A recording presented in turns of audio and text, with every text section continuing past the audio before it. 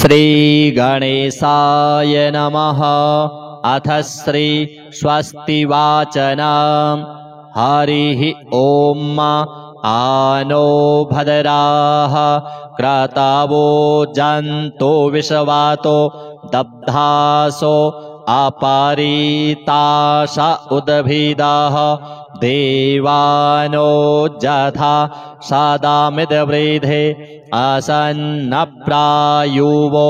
रक्षितारो दिवे दिवे देवानां भद्रा सोमातर्रिजो यतां देवानागुं रातिराभिनो निवर्तताम् देवानागुं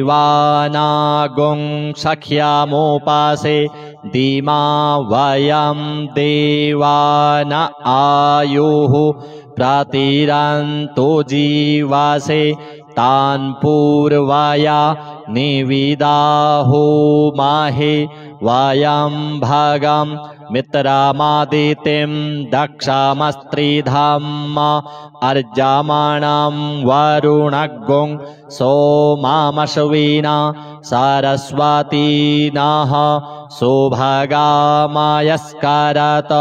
तन्नो वातो मायो भुवातु भेखजं तन्माता पृथिवी तत्पिता द्योः तद्ग्रावाणः सोमसुतो मायो भुवस्तादश्विना श्रेणोतं धिषण्या जुवाम तामीशानं जगतस्तस्थुखस्पातिं धियं जिन्वमावासे भूमहे वयं पूखानो जथा वेदसामसद्वृधे रक्षिता पायुरादब्धाः स्वस्ताये स्वस्ति न इन्द्रो बृहस्रवाः स्वस्ति नः पूखा विश्ववेदाः स्वस्ति नस्तारक्षो अरिष्टानेमिः स्वस्ति नो बृहस्पतिर्दधातु प्रेखादशवा मारुताः कृष्णीमातरः शोभां जावानो विदाथे खोजगमायाः अग्निर्जिह्वा मानवाः शूराचक्षासो विश्वेनो देवा अवशागमन्निह भद्रां कर्णेभिः शृणुयाम देवा भद्रां पश्येमाक्षाभिर्जत्राः स्थिरैरङ्गैस्तुष्टुवागुं सस्तनूभिर्व्यासेमाहि देवाहितं जदायुः शतमिन्नु शरदो अन्तिदेवा जत्रा नश्चक्रा जरसन्तनूनाम् पुत्रासो जत्रा पितरो भवन्ति मानो मध्यारीरेखतायुर्गन्तोः आदितिर्द्यौरादितिरन्तरिक्षमादितिर्माता सपिता सपुत्राः विश्वे देवा आदितिः पञ्चजना आदितिर्जातमादितिर्जानित्वाम् द्योः शान्तिरन्तरिक्षगुं शान्तिः पृथिवी शान्तिरापः शान्तिरोषधयः शान्तिः वनस्पतयः शान्तिर्विश्वे देवाः शान्तिर्ब्रह्म शान्तिः सर्वगुं शान्तिः शान्तिरेव शान्तिः सामा शान्तिरेधि जातो यतः समीहसे ततो नो अभयं कुरु शम्नः कुरु प्रजाभ्यो भयन्नाः पशुभ्यः सुशान्तिर्भवतु। अथ माङ्गलिकश्लोकाः। सुमुखश्चैकदन्तश्च कपिलो गजकर्णकः लम्बोदरश्च विकटो विघ्ननाशो विनायकः धूम्रकेतुर्गणाध्यक्षो भालचन्द्रो गजाननः। द्वादशैतानि नामानि यः पठेत् शृणुयादपि विद्यारम्भे विवाहे च प्रवेशे निर्गमे तथा संग्रामे संकटे चैव विघ्नस्तस्य न जायते। शुक्लाम्बरधरं देवं शशिवर्णं चतुर्भुजं प्रसन्नवदनं ध्यायेत् सर्वविघ्नोपशान्तये। अभीप्सितार्थसिद्ध्यर्थं पूजितो यः सुरासुरैः सर्वविघ्नहरस्तस्मै गणाधिपतये नमः। सर्वमङ्गलमाङ्गल्ये शिवे सर्वार्थसाधिके शरण्ये त्र्यम्बके गौरी नारायणि नमोऽस्तुते। सर्वदा सर्वकार्येषु नास्ति तेषां मङ्गलम् येषां हृदिस्थो भगवान् मङ्गलायतनं हरिः। तदेव लग्नं सुदिनं तदेव ताराबलं चन्द्रबलं तदेव विद्याबलं देवबलं तदेव लक्ष्मीपते तेऽङ्घ्रियुगं स्मरामि। लाभस्तेषां जयस्तेषां कुतस्तेषां पराजयः। एषामिन्दीवरश्यामो हृदयस्थो जनार्दनः। यत्र योगीश्वरः कृष्णो यत्र पार्थो धनुर्धरः तत्र श्रीविजयो भूतिर्ध्रुवा नीतिर्मतिर्मम। अनन्याश्चिन्तयन्तो मां ये जनाः पर्युपासते तेषां नित्याभियुक्तानां योगक्षेमं वहाम्यहं। स्मृतेः सकलकल्याणं भाजनं यत्र जायते पुरुषं तमजं नित्यं व्रजामि शरणं हरिं। सर्वेष्वारम्भकार्येषु त्रयस्त्रिभुवनेश्वराः देवादिशन्तु नः सिद्धिं ब्रह्मेशान् जनार्दनाः। विश्वेशं माधवं ढुण्डिं दण्डपाणिं च भैरवं वन्दे काशीं गुहां गङ्गां भवानीं मणिकर्णिकां। वक्रतुण्डमहाकाय कोटिसूर्यसमप्रभ निर्विघ्नं कुरु मे देव सर्वकार्येषु सर्वदा। अथ श्री गणपति अथर्वशीर्षम्। हरिः ॐ नमस्ते गणपतये त्वमेव प्रत्यक्षं तत्त्वमसि त्वमेव केवलं कर्तासि त्वमेव केवलं धर्तासि त्वमेव केवलं हर्तासि त्वमेव सर्वं खलविदं ब्रह्मासि। त्वं साक्षादात्मासि नित्यं ऋतं वच्मि सत्यं वच्मि। अवत्वं माम् अववक्तारम् अवश्रोतारम् अवदातारम् अवधातारम् अवानूचानमवशिष्यम् अवपश्चात्तात् अवपुरस्तात् अवचोत्तरात्तात् अवदक्षिणात्तात् अवचोर्ध्वात्तात् अवाधरात्तात् सर्वतो मां पाहि पाहि समन्तात्। त्वं वाङ्मयस्त्वं चिन्मयः त्वमानन्दमयस्त्वं ब्रह्ममयः त्वं सच्चिदानन्दाद्वितीयोऽसि त्वं प्रत्यक्षं ब्रह्मासि त्वं ज्ञानमयो विज्ञानमयोऽसि। सर्वं जगदिदं त्वत्तो जायते सर्वं जगदिदं त्वत्तस्तिष्ठति सर्वं जगदिदं त्वयि लयमेष्यति सर्वं जगदिदं त्वयि प्रत्येति। त्वं भूमिरापो नलो नीलो नभः त्वं चत्वारि वाक्पदानि त्वं गुणत्रयातीतः त्वं कालत्रयातीतः त्वं देहत्रयातीतः त्वं मूलाधारस्थितोऽसि नित्यं त्वं शक्तित्रयात्मकः त्वां योगिनो ध्यायन्ति नित्यं त्वं ब्रह्मा त्वं विष्णुस्त्वं रुद्रस्त्वमिन्द्रस्त्वम् अग्निस्त्वं वायुस्त्वं सूर्यस्त्वं चन्द्रमास्त्वं ब्रह्म भूर्भुवः सुवरों गणादिं पूर्वमुच्चार्य वर्णादिं तदनन्तरम् अनुस्वारः परतरः अर्धेन्दुलसितं तारेण रुद्धम् एतत्तव मनुस्वरूपं गकारः पूर्वरूपम् अकारो मध्यमरूपम् अनुस्वारश्चान्त्यरूपं बिन्दुरुत्तररूपं नादः सन्धानं संहिता सन्धिः सैषा गणेशविद्या गणकऋषिः निसृद्गायत्री छन्दः श्रीमहागणपतिर्देवता ॐ गं गणपतये नमः। एकदन्ताय विद्महे वक्रतुण्डाय धीमहि तन्नो दन्ती प्रचोदयात्।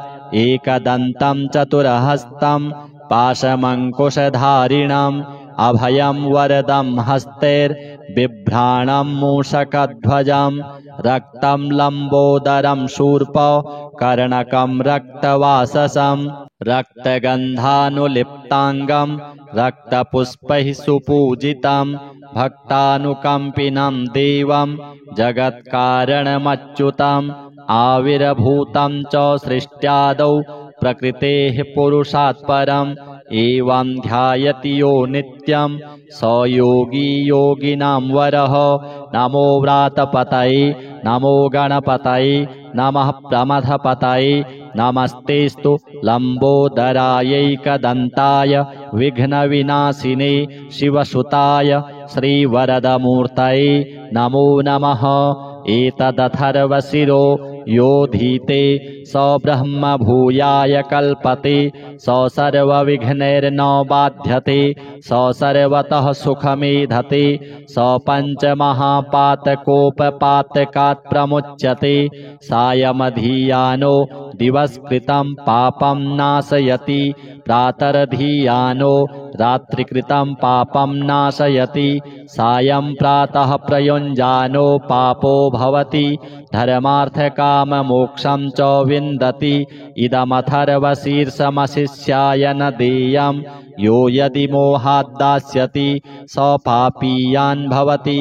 सहस्रावर्तनाद्यं यं काममधीते तम तमनेन साधयेत् अनेन गणपतिमभिषिञ्चति स वाग्मी भवति। चतुर्थ्यामनश्नं जपति स विद्यावान् भवति इत्यथर्वणवाक्यं ब्रह्माद्याचरणं विद्यात् न बिभेति कदाचनेति। यो दूर्वाङ्कुरैर्यजति स वैश्रवणोपमो भवति यो लाजैर्यजति स यशोवान् भवति स मेधावान् भवति यो मोदकसहस्रेण यजति स वाञ्छितफलमवाप्नोति यः साध्यसमिद्भिर्यजति स सर्वं लभते स सर्वं लभते।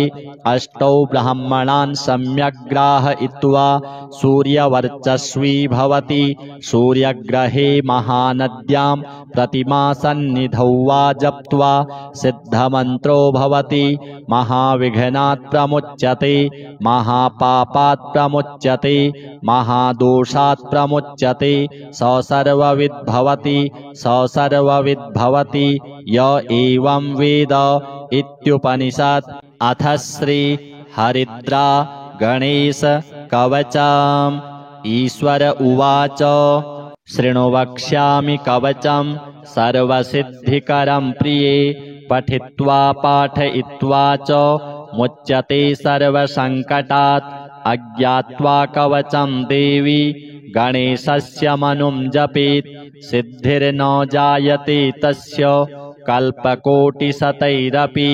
ॐ आमोदश्च शिरः पातु प्रमोदश्च शिखोपरि सम्मोदो भ्रूयुगे पातु भ्रूमध्ये च गणाधिपः गणक्रीडो नेत्रयुग्मं नासायां गणनायकः गणक्रीडान्वितः पातु वदने सर्वसिद्धये जिह्वायां सुमुखः पातु ग्रीवायां दुर्मुखः सदा विघ्नेशो हृदये पातु विघ्ननाथश्च वक्षसि गणानां नायकः पातु बाहुयुग्मं सदा मम विघ्नकर्ता च ह्युदरे विघ्नहर्ता च लिङ्गके गजवक्त्रः कटिदेशे एकदन्तो नितम्बके लम्बोदरः सदा पातु गुह्यदेशे ममारुणः व्यालयज्ञोपवीति मां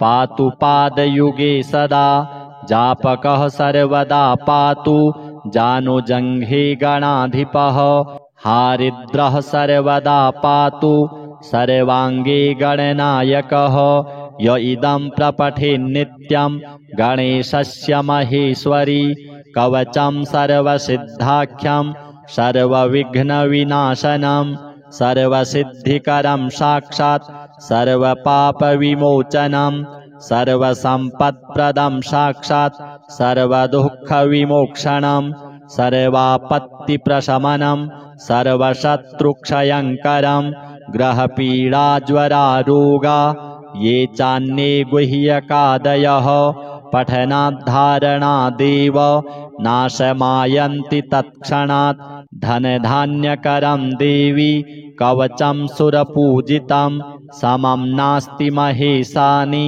त्रैलोक्ये कवचस्य च हारिद्रस्य महादेवी विघ्नराजस्य भूतले किमन्यैरसदालापैर्यत्रायुर्व्ययतामियात् अथ श्री ऋणहर गणेश स्तोत्रम् कैलासपर्वते रम्ये शम्भुं चन्द्रार्धशेखरं षडाम्नाय समायुक्तं पप्रच्छ नगकन्यका पार्वत्युवाच देवेश परमेशान सर्वशास्त्रार्थपारग उपायं ऋणनाशस्य कृपया वद साम्प्रतं श्रीशिवः सम्यक् पृष्टं त्वया भद्रे लोकानां हितकाम्यया तत्सर्वं सम्प्रवक्ष्यामि सावधानावधारय।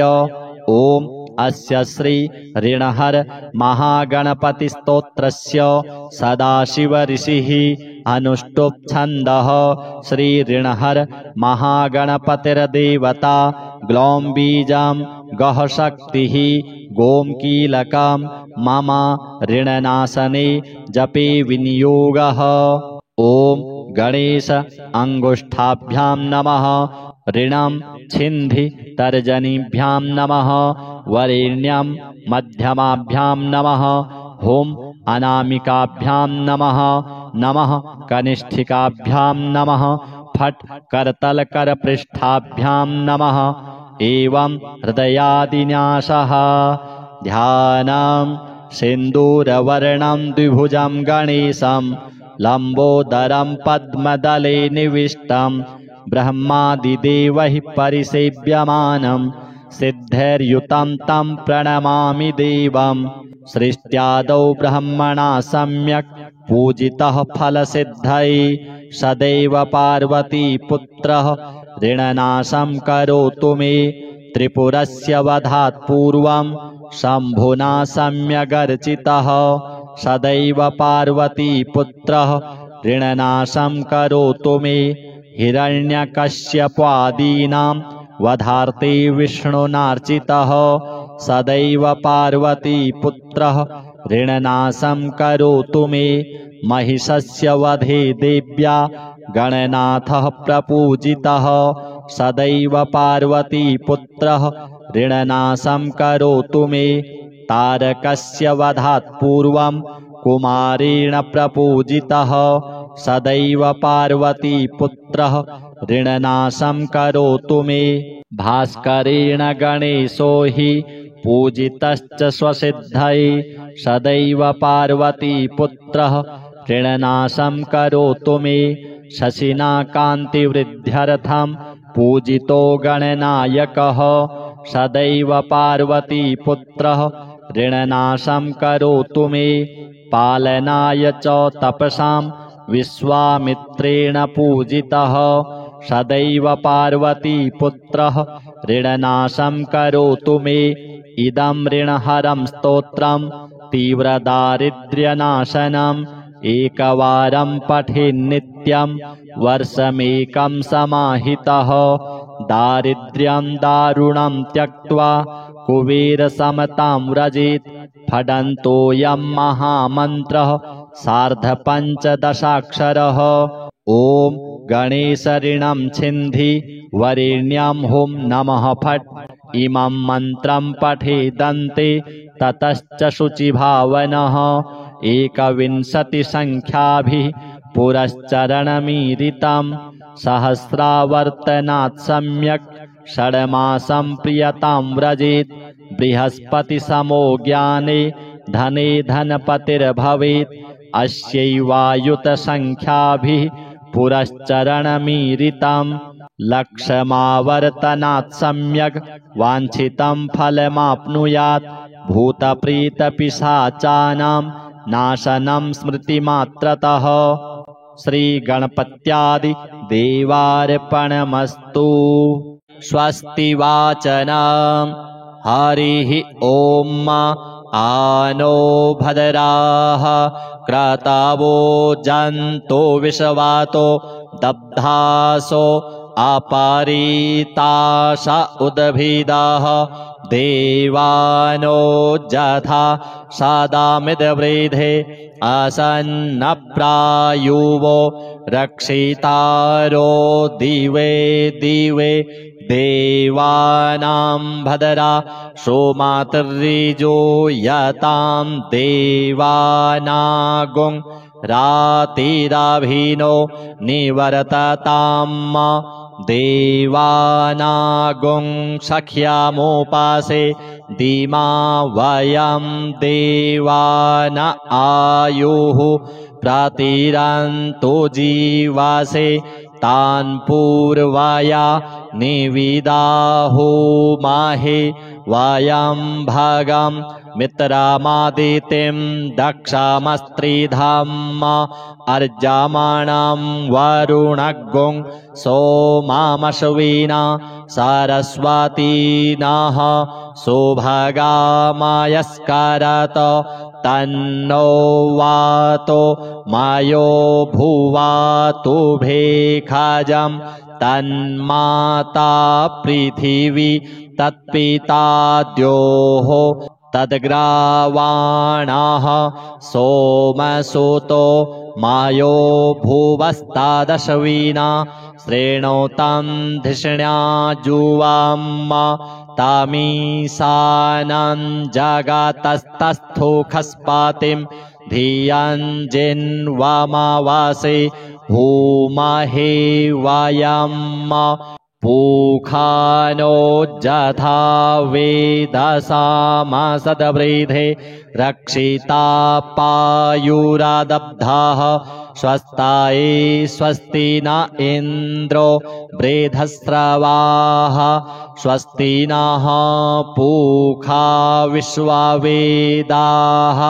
स्वस्ति नस्तारक्षो अरिष्टानेमिः स्वस्ति नो बृहस्पतिर्दधातु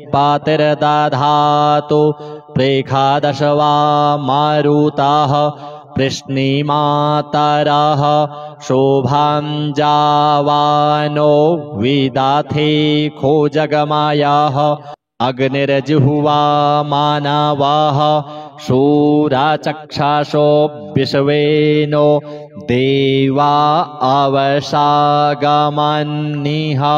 भद्रां कर्णेभिः शृणुयामा देवा भद्रां पश्येमाक्षाभिर्जत्राः स्थिरैरङ्गैस्तुष्टुवागुं सस्तनोभिर्व्यासे माहि देवाहितं जदायुः शतमिन्नु शरदो अन्ति देवा जतरानश्चकरा जरसन्तनूनाम्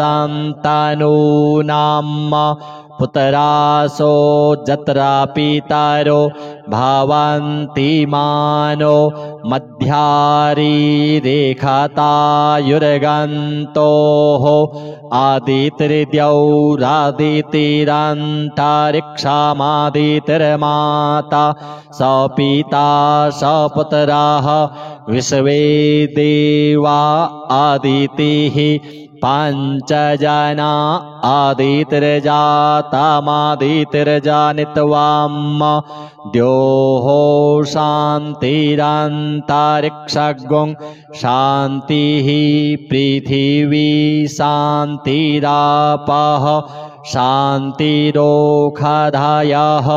शान्तिः वनस्पतयः शान्तिर्विश्वे देवाः शान्तिर्ब्रह्म शान्तिः सर्वगुं शान्तिः शान्तिरेव शान्तिः सामा शान्तिरेधि जातो यतः समीहसे ततो नो अभयं कुरु शम्नः कुरु प्रजाभ्यो भयन्नः पशुभ्यः सुशान्तिर्भवतु। अथ माङ्गलिक श्लोकाः। सुमुखश्चैकदन्तश्च कपिलो गजकर्णकः लम्बोदरश्च विकटो विघ्ननाशो विनायकः धूम्रकेतुर्गणाध्यक्षो भालचन्द्रो गजाननः। द्वादशैतानि नामानि यः पठेत् शृणुयादपि विद्यारम्भे विवाहे च प्रवेशे निर्गमे तथा सङ्ग्रामे सङ्कटे चैव विघ्नस्तस्य न जायते। शुक्लाम्बरधरं देवं शशिवर्णं चतुर्भुजं प्रसन्नवदनं ध्यायेत् सर्वविघ्नोपशान्तये। अभीप्सितार्थसिद्ध्यर्थं पूजितो यः सुरासुरैः सर्वविघ्नहरस्तस्मै गणाधिपतये नमः। सर्वमङ्गलमाङ्गल्ये शिवे सर्वार्थसाधिके शरण्ये त्र्यम्बके गौरी नारायणि नमोऽस्तुते। सर्वदा सर्वकार्येषु नास्ति तेषां मङ्गलम् येषां हृदि स्थो भगवान् मङ्गलायतनं हरिः। तदेव लग्नं सुदिनं तदेव ताराबलं चन्द्रबलं तदेव विद्याबलं देवबलं तदेव लक्ष्मीपते तेऽङ्घ्रियुगं स्मरामि। लाभस्तेषां जयस्तेषां कुतस्तेषां पराजयः।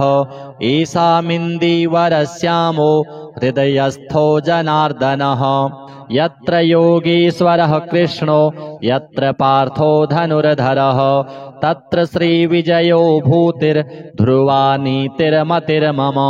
अनन्याश्चिन्तयन्तो मां ये जनाः पर्युपासते तेषां नित्याभियुक्तानां योगक्षेमं वहाम्यहम्। स्मृतेः सकलकल्याणं भाजनं यत्र जायते पुरुषं तमजं नित्यं व्रजामि शरणं हरिं। सर्वेष्वारम्भकार्येषु त्रयस्त्रिभुवनेश्वराः देवादिशन्तु नः सिद्धिं ब्रह्मेशान जनार्दनाः। विश्वेशं माधवं ढुण्डिं दण्डपाणिं च भैरवं वन्दे काशीं गुहां गङ्गां भवानीं मणिकर्णिकां। वक्रतुण्डमहाकाय कोटिसूर्यसमप्रभ निर्विघ्नं कुरु मे देव सर्वकार्येषु सर्वदा। अथ श्री गणपति अथर्वशीर्षम्। हरिः ॐ नमस्ते गणपतये त्वमेव प्रत्यक्षं तत्त्वमसि त्वमेव केवलं कर्तासि त्वमेव केवलं धर्तासि त्वमेव केवलं हर्तासि त्वमेव सर्वं खलविदं ब्रह्मासि त्वं साक्षादात्मासि नित्यं ऋतं वच्मि सत्यं वच्मि अवत्वं माम् अववक्तारम् अवश्रोतारम् अवदातारम् अवधातारम् अवानूचानमवशिष्यम् अवपश्चात्तात् अवपुरस्तात् अवचोत्तरात्तात् अवदक्षिणात्तात् अवचोर्ध्वात्तात् अवाधरात्तात् सर्वतो मां पाहि पाहि समन्तात् त्वं वाङ्मयस्त्वं चिन्मयः त्वमानन्दमयस्त्वं ब्रह्ममयः त्वं सच्चिदानन्दाद्वितीयोऽसि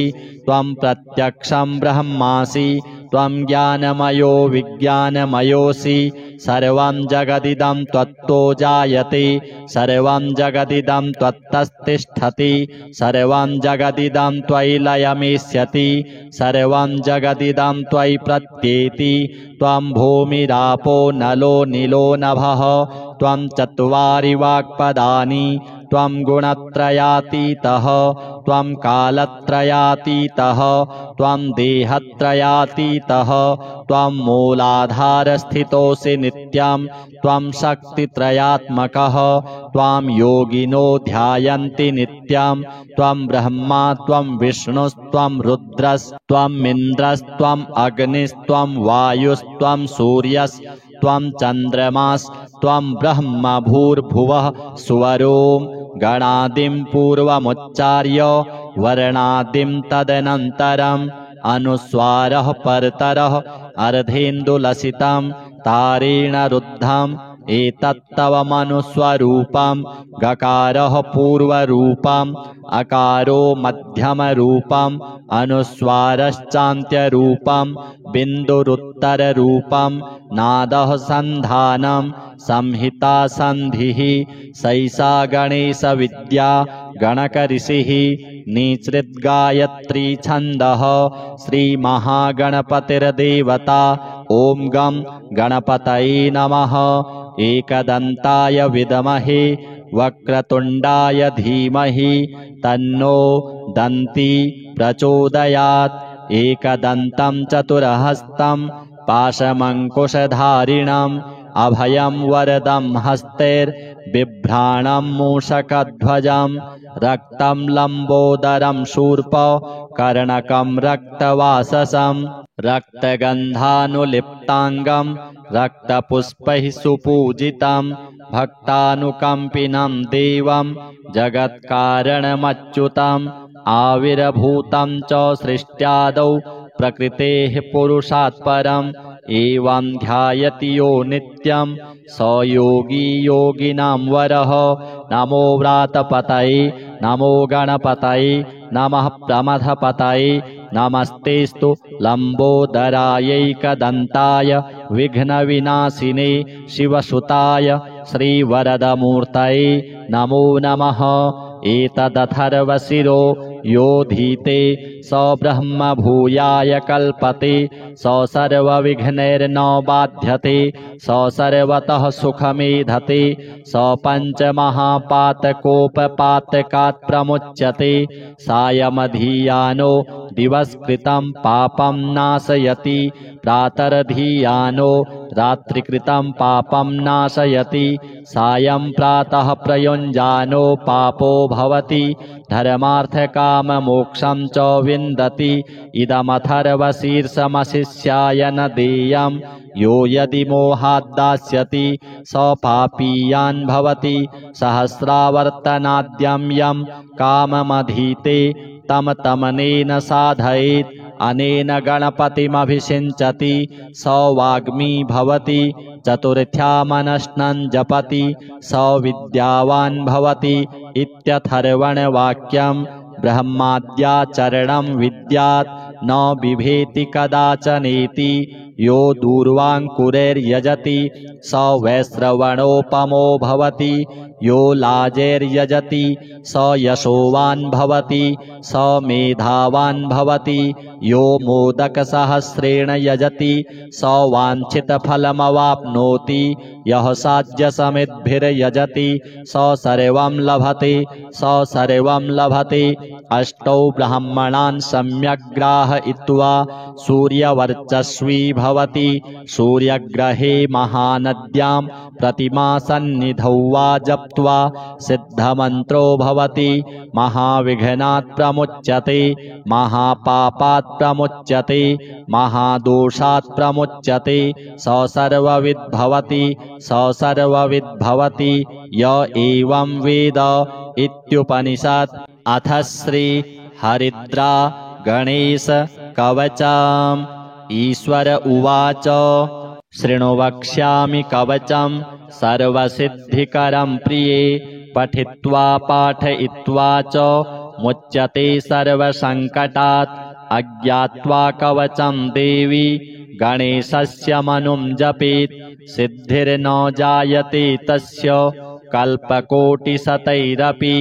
ॐ आमोदश्च शिरः पातु प्रमोदश्च शिखोपरि सम्मोदो भ्रूयुगे पातु भ्रूमध्ये च गणाधिपः गणक्रीडो नेत्रयुग्मं नासायां गणनायकः गणक्रीडान्वितः पातु वदने सर्वसिद्धये जिह्वायां सुमुखः पातु ग्रीवायां दुर्मुखः सदा विघ्नेशो हृदये पातु विघ्ननाथश्च वक्षसि गणानां नायकः पातु बाहुयुग्मं सदा मम विघ्नकर्ता च ह्युदरे विघ्नहर्ता च लिङ्गके गजवक्त्रः कटिदेशे एकदन्तो नितम्बके लम्बोदरः सदा पातु गुह्यदेशे ममारुणः व्यालयज्ञोपवीतिमां पातु पादयुगे सदा जापकः सर्वदा पातु जानुजङ्घे गणाधिपः हारिद्रः सर्वदा पातु सर्वाङ्गे गणनायकः य इदं प्रपठेन्नित्यं गणेशस्य महेश्वरी कवचं सर्वसिद्धाख्यं सर्वविघ्नविनाशनं सर्वसिद्धिकरं साक्षात् सर्वपापविमोचनं सर्वसम्पत्प्रदं साक्षात् सर्वदुःखविमोक्षणं सर्वापत्तिप्रशमनं सर्वशत्रुक्षयङ्करं ग्रहपीडाज्वरारोगा ये चान्ये गुह्यकादयः पठनाद्धारणादेव नाशमायन्ति तत्क्षणात् धनधान्यकरं देवी कवचं सुरपूजितं समं नास्ति महेशानि त्रैलोक्ये कवचस्य च हारिद्रस्य महादेवी विघ्नराजस्य भूतले किमन्यैरसदालापैर्यत्रायुर्व्ययतामियात्। अथ श्री ऋणहर गणेश स्तोत्रम्। कैलासपर्वते रम्ये शम्भुं चन्द्रार्धशेखरं षडाम्नाय समायुक्तं पप्रच्छ नगकन्यका पार्वत्युवाच देवेश परमेशान सर्वशास्त्रार्थपारग उपायं ऋणनाशस्य कृपया वद साम्प्रतं श्रीशिवः सम्यक् पृष्टं त्वया भद्रे लोकानां हितकाम्यया तत्सर्वं सम्प्रवक्ष्यामि सावधानावधारय। ॐ अस्य श्री ऋणहर महागणपतिस्तोत्रस्य सदाशिवऋषिः अनुष्टुप् छन्दः। श्री ऋणहर महागणपतिर्देवता ग्लौं बीजं गः शक्तिः गों कीलकं मम ऋणनाशने जपे विनियोगः। ॐ गणेश अंगुष्ठाभ्यां नमः। ऋणं छिन्धि तर्जनीभ्यां नमः। वरेण्यं मध्यमाभ्यां नमः। हुं अनामिकाभ्यां नमः। नमः कनिष्ठिकाभ्यां नमः। फट् करतलकरपृष्ठाभ्यां नमः। एवं हृदयादिन्यासः। ध्यानं सिन्दूरवर्णं द्विभुजं गणेशं लम्बोदरं पद्मदले निविष्टं ब्रह्मादिदेवैः परिसेव्यमानं सिद्धिर्युतं तं प्रणमामि देवं। सृष्ट्यादौ ब्रह्मणा सम्यक् पूजितः फलसिद्धये सदैव पार्वतीपुत्रः ऋणनाशं करोतु मे।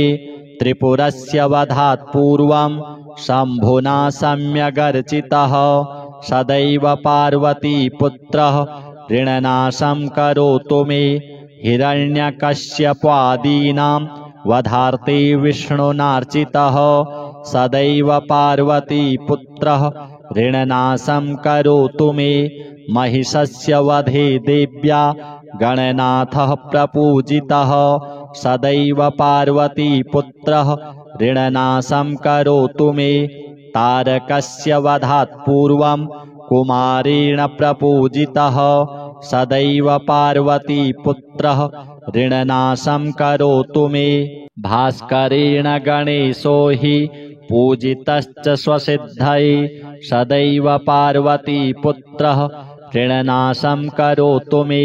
शशिना कान्तिवृद्ध्यर्थं पूजितो गणनायकः सदैव पार्वतीपुत्रः ऋणनाशं करोतु मे।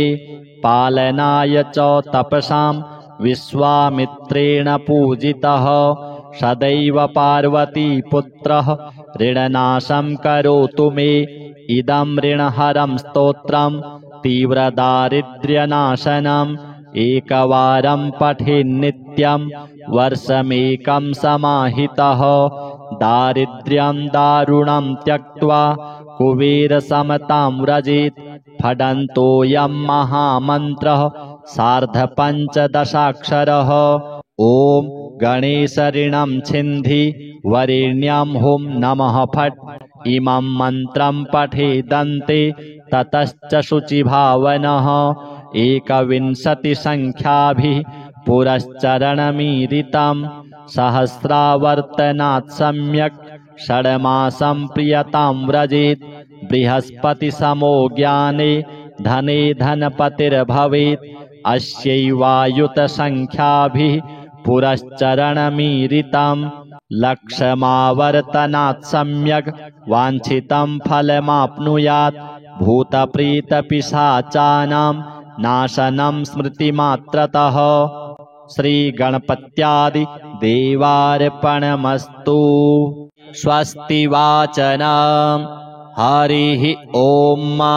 आनो भद्राः क्रतवो जन्तो विश्वातो दब्धासो अपरीताश उद्भिदाः देवानो जथा सदामिदवृधे असन्नप्रायुवो रक्षितारो दिवे दिवे देवानां भद्रा सोमातर्रिजो यतां देवानागुं रातिराभिनो निवर्ततां देवानागुं सख्यामुपासे दिमा वयं देवान आयुः प्रतिरन्तु जीवासे तान् पूर्वया निविदाहो माहे वयं भगं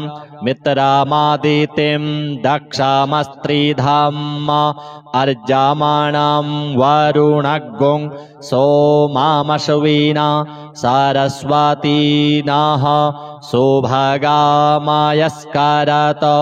तन्नो वातो मायो भुवातु भेखजं तन्माता पृथिवी तत्पिता द्योः तद्ग्रावाणः सोमसुतो मायो भुवस्तादश्विना श्रेणोतं धिषण्या जुवाम तामीशानं जगतस्तस्थो खस्पातिं धियं जिन्वमावासे भूमहे वायम् पूखानो जथा वेदसामसद्वृधे रक्षिता पायुरादब्धाः स्वस्ताये स्वस्ति न इन्द्रो वृधस्रवाः स्वस्ति नः पूखा विश्ववेदाः स्वस्ति नस्तारक्षो अरिष्टानेमिः स्वस्ति नो बृहस्पतिर्दधातु प्रेखादशवा मारुताः कृष्णीमातरः शोभां जावानो विदाथे खोजगमायाः अग्निर्जिह्वा मानवाः शूराचक्षाशो विश्वेनो देवा अवशागमन्निह भद्रां कर्णेभिः शृणुयामा देवा भद्रां पश्येमाक्षाभिर्जत्राः स्थिरैरङ्गैस्तुष्टुवागुं सस्तनूभिर्व्यासेमाहि देवाहितं जदायुः शतमिन्नु शरदो अन्तिदेवा जत्रा नश्चकरा जरसन्तनूनाम् पुत्रासो जत्रा पितरो भवन्ति मानो मध्यारीरेखतायुर्गन्तोः आदितिर्द्यौरादितिरन्तरिक्षामादितिर्माता स पिता स पुत्राः विश्वे देवा आदितिः पञ्चजना आदितिर्जातमादितिर्जानित्वाम् द्योः शान्तिरन्तरिक्षगुं शान्तिः पृथिवी शान्तिरापः शान्तिरोषधयः शान्तिः वनस्पतयः शान्तिर्विश्वे देवाः शान्तिर्ब्रह्म शान्तिः सर्वगुं शान्तिः शान्तिरेव शान्तिः सामा शान्तिरेधि जातो यतः समीहासे ततो नो अभयं कुरु शम्नः कुरु प्रजाभ्यो भयन्नः पशुभ्यः सुशान्तिर्भवतु। अथ माङ्गलिक श्लोकाः। सुमुखश्चैकदन्तश्च कपिलो गजकर्णकः लम्बोदरश्च विकटो विघ्ननाशो विनायकः धूम्रकेतुर्गणाध्यक्षो भालचन्द्रो गजाननः द्वादशैतानि नामानि यः पठेत् शृणुयादपि विद्यारम्भे विवाहे च प्रवेशे निर्गमे तथा सङ्ग्रामे सङ्कटे चैव विघ्नस्तस्य न जायते। शुक्लाम्बरधरं देवं शशिवर्णं चतुर्भुजं प्रसन्नवदनं ध्यायेत् सर्वविघ्नोपशान्तये। अभीप्सितार्थसिद्ध्यर्थं पूजितो यः सुरासुरैः सर्वविघ्नहरस्तस्मै गणाधिपतये नमः। सर्वमङ्गलमाङ्गल्ये शिवे सर्वार्थसाधिके शरण्ये त्र्यम्बके गौरी नारायणि नमोऽस्तुते। सर्वदा सर्वकार्येषु नास्ति तेषां मङ्गलम् येषां हृदिस्थो भगवान् मङ्गलायतनं हरिः। तदेव लग्नं सुदिनं तदेव ताराबलं चन्द्रबलं तदेव विद्याबलं देवबलं तदेव लक्ष्मीपते तेऽङ्घ्रियुगं स्मरामि। लाभस्तेषां जयस्तेषां कुतस्तेषां पराजयः। येषामिन्दीवरश्यामो हृदयस्थो जनार्दनः यत्र योगीश्वरः कृष्णो यत्र पार्थो धनुर्धरः तत्र श्रीविजयो भूतिर्ध्रुवा नीतिर्मतिर्मम अनन्याश्चिन्तयन्तो मां ये जनाः पर्युपासते तेषां नित्याभियुक्तानां योगक्षेमं वहाम्यहं स्मृतेः सकलकल्याणं भाजनं यत्र जायते पुरुषं तमजं नित्यं व्रजामि शरणं हरिं सर्वेष्वारम्भकार्येषु त्रयस्त्रिभुवनेश्वराः देवादिशन्तु नः सिद्धिं ब्रह्मेशान जनार्दनाः विश्वेशं माधवं ढुण्डिं दण्डपाणिं च भैरवं वन्दे काशीं गुहां गङ्गां भवानीं मणिकर्णिकां वक्रतुण्डमहाकाय कोटिसूर्यसमप्रभ निर्विघ्नं कुरु मे देव सर्वकार्येषु सर्वदा। अथ श्री गणपति अथर्वशीर्षम् हरिः ओम नमस्ते गणपतये त्वमेव प्रत्यक्षं तत्त्वमसि त्वमेव केवलं कर्तासि त्वमेव केवलं धर्तासि त्वमेव केवलं हर्तासि त्वमेव सर्वं खलविदं ब्रह्मासि त्वं साक्षादात्मासि नित्यं ऋतं वच्मि सत्यं वच्मि अवत्वं माम् अववक्तारम् अवश्रोतारम् अवदातारम् अवधातारम् अवानूचानमवशिष्यम् अवपश्चात्तात् अवपुरस्तात् अवचोत्तरात्तात् अवदक्षिणात्तात् अवचोर्ध्वात्तात् अवाधरात्तात् सर्वतो मां पाहि पाहि समन्तात् त्वं वाङ्मयस्त्वं चिन्मयः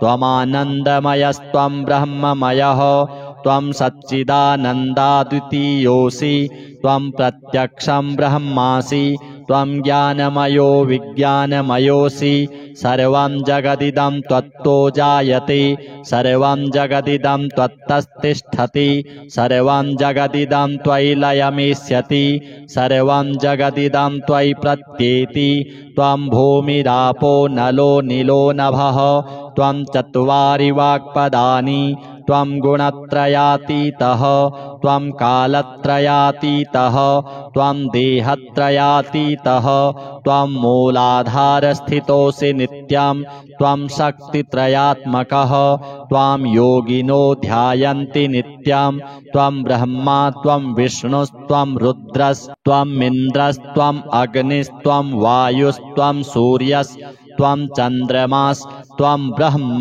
भूर्भुवः सुवरों गणादिं पूर्वमुच्चार्य वर्णादिं तदनन्तरम् अनुस्वारः परतरः अर्धेन्दुलसितं तारेण रुद्धम् एतत्तव मनुस्वरूपं गकारः पूर्वरूपम् अकारो मध्यमरूपम् अनुस्वारश्चान्त्यरूपम् बिन्दुरुत्तररूपं नादः सन्धानं संहिता सन्धिः सैषा गणेशविद्या गणकऋषिः निसृद्गायत्री छन्दः श्रीमहागणपतिर्देवता ॐ गं गणपतये नमः एकदन्ताय विद्महे वक्रतुण्डाय धीमहि तन्नो दन्ती प्रचोदयात् एकदन्तं चतुर्हस्तं पाशमङ्कुशधारिणम् अभयं वरदं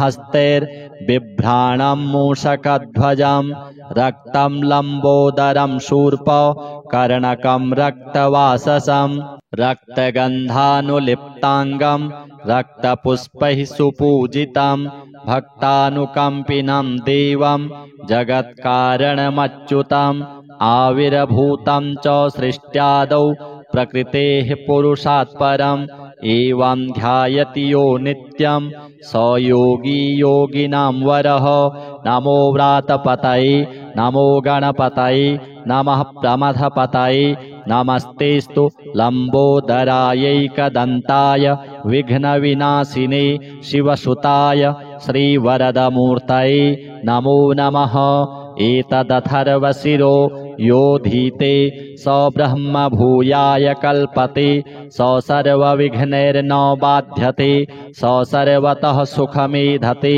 स पञ्चमहापातकोपपातकात् प्रमुच्यते सायमधीयानो दिवस्कृतं पापं नाशयति प्रातरधीयानो रात्रिकृतं पापं नाशयति सायं प्रातः प्रयुञ्जानो पापो भवति धर्मार्थकाममोक्षं च विन्दति इदमथर्वशीर्षमशिष्याय न देयं यो यदि मोहाद्दास्यति स पापीयान् भवति सहस्रावर्तनाद्यं यं काममधीते तम तमनेन साधयेत् अनेन गणपतिमभिषिञ्चति स वाग्मी भवति चतुर्थ्यामनश्नं जपति स विद्यावान् भवति इत्यथर्वणवाक्यं ब्रह्माद्याचरणं विद्यात् न बिभेति कदाचनेति यो दूर्वाङ्कुरैर्यजति स वैश्रवणोपमो भवति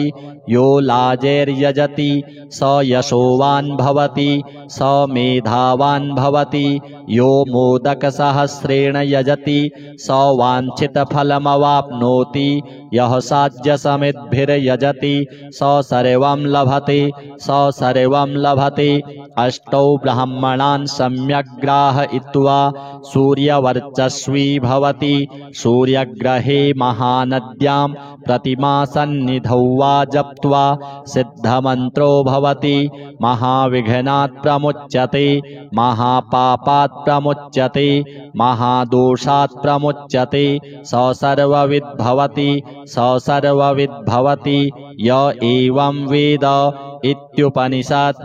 अथ श्री हरिद्रा गणेश कवचम्। ईश्वर उवाच शृणु वक्ष्यामि कवचं सर्वसिद्धिकरं प्रिये पठित्वा पाठयित्वा च मुच्यते सर्वसङ्कटात् अज्ञात्वा कवचं देवी गणेशस्य मनुं जपेत् सिद्धिर्न जायते तस्य कल्पकोटिशतैरपि ॐ आमोदश्च शिरः पातु प्रमोदश्च शिखोपरि सम्मोदो भ्रूयुगे पातु भ्रूमध्ये च गणाधिपः गणक्रीडो नेत्रयुग्मं नासायां गणनायकः गणक्रीडान्वितः पातु वदने सर्वसिद्धये जिह्वायां सुमुखः पातु ग्रीवायां दुर्मुखः सदा विघ्नेशो हृदये पातु विघ्ननाथश्च वक्षसि गणानां नायकः पातु बाहुयुग्मं सदा मम विघ्नकर्ता च ह्युदरे विघ्नहर्ता च लिङ्गके गजवक्त्रः कटिदेशे एकदन्तो नितम्बके लम्बोदरः सदा पातु गुह्यदेशे ममारुणः व्यालयज्ञोपवीतिमां पातु पादयुगे सदा जापकः सर्वदा पातु जानुजङ्घे गणाधिपः हारिद्रः सर्वदा पातु सर्वाङ्गे गणनायकः य इदं प्रपठेन्नित्यं गणेशस्य महेश्वरी कवचं सर्वसिद्धाख्यं सर्वविघ्नविनाशनं सर्वसिद्धिकरं साक्षात् सर्वपापविमोचनं सर्वसम्पत्प्रदं साक्षात् सर्वदुःखविमोक्षणं सर्वापत्तिप्रशमनं सर्वशत्रुक्षयङ्करं ग्रहपीडाज्वरारोगा ये चान्ये गुह्यकादयः पठनाद्धारणादेव नाशमायन्ति तत्क्षणात् धनधान्यकरं देवी कवचं सुरपूजितं समं नास्ति महेशानि त्रैलोक्ये कवचस्य च हारिद्रस्य महादेवी विघ्नराजस्य भूतले किमन्यैरसदालापैर्यत्रायुर्व्ययतामियात्। अथ श्री ऋणहर गणेश स्तोत्रम्। कैलासपर्वते रम्ये शम्भुं चन्द्रार्धशेखरं षडाम्नाय समायुक्तं पप्रच्छ नगकन्यका पार्वत्युवाच देवेश परमेशान सर्वशास्त्रार्थपारग उपायं ऋणनाशस्य कृपया वद साम्प्रतं श्रीशिवः सम्यक् पृष्टं त्वया भद्रे लोकानां हितकाम्यया तत्सर्वं सम्प्रवक्ष्यामि सावधानावधारय। ॐ अस्य श्री ऋणहर महागणपतिस्तोत्रस्य सदाशिव ऋषिः अनुष्टुप् छन्दः। श्री ऋणहर महागणपतिर्देवता ग्लौं बीजं गः शक्तिः गों कीलकं मम ऋणनाशने जपे विनियोगः। ॐ गणेश अंगुष्ठाभ्यां नमः। ऋणं छिन्धि तर्जनीभ्यां नमः। वरेण्यं मध्यमाभ्यां नमः। हुं अनामिकाभ्यां नमः। नमः कनिष्ठिकाभ्यां नमः। फट् करतलकरपृष्ठाभ्यां नमः। एवं हृदयादिन्यासः। ध्यानं सिन्दूरवर्णं द्विभुजं गणेशं लम्बोदरं पद्मदले निविष्टं ब्रह्मादिदेवैः परिसेव्यमानं सिद्धिर्युतं तं प्रणमामि देवं। सृष्ट्यादौ ब्रह्मणा सम्यक् पूजितः फलसिद्धये सदैव पार्वतीपुत्रः ऋणनाशं करोतु मे। त्रिपुरस्य वधात् पूर्वं शम्भुना सम्यगर्चितः सदैव पार्वतीपुत्रः ऋणनाशं करोतु मे। हिरण्यकश्यपादीनां वधार्थे विष्णुनार्चितः सदैव पार्वतीपुत्रः ऋणनाशं करोतु मे। महिषस्य वधे देव्या गणनाथः प्रपूजितः सदैव पार्वतीपुत्रः ऋणनाशं करोतु मे। तारकस्य वधात् पूर्वं कुमारेण प्रपूजितः सदैव पार्वतीपुत्रः ऋणनाशं करोतु मे। भास्करेण गणेशो हि पूजितश्च स्वसिद्धये सदैव पार्वतीपुत्रः ऋणनाशं करोतु मे। शशिना कान्तिवृद्ध्यर्थं पूजितो गणनायकः सदैव पार्वतीपुत्रः ऋणनाशं करोतु मे। पालनाय च तपसां विश्वामित्रेण पूजितः सदैव पार्वतीपुत्रः ऋणनाशं करोतु मे। इदं ऋणहरं स्तोत्रं तीव्रदारिद्र्यनाशनम् एकवारं पठेन्नित्यं वर्षमेकं समाहितः। दारिद्र्यं दारुणं त्यक्त्वा कुबेरसमतां व्रजेत्। फडन्तोऽयं महामन्त्रः सार्धपञ्चदशाक्षरः। ॐ गणेशऋणं छिन्धि वरेण्यं हुं नमः फट्। इमं मन्त्रं पठेदन्ते ततश्च शुचिभावनः 21 संख्याभिः पुरश्चरणमीरितं सहस्रावर्तनात् सम्यक् षड्मासं प्रियतां व्रजेत्। बृहस्पतिसमो ज्ञाने धने धनपतिर्भवेत्। अस्यैवायुतसंख्याभिः पुरश्चरणमीरितं लक्षमावर्तनात् सम्यक् वाञ्छितं फलमाप्नुयात्। भूतप्रेतपिशाचानां नाशनं स्मृतिमात्रतः। श्रीगणपत्यादि देवार्पणमस्तु।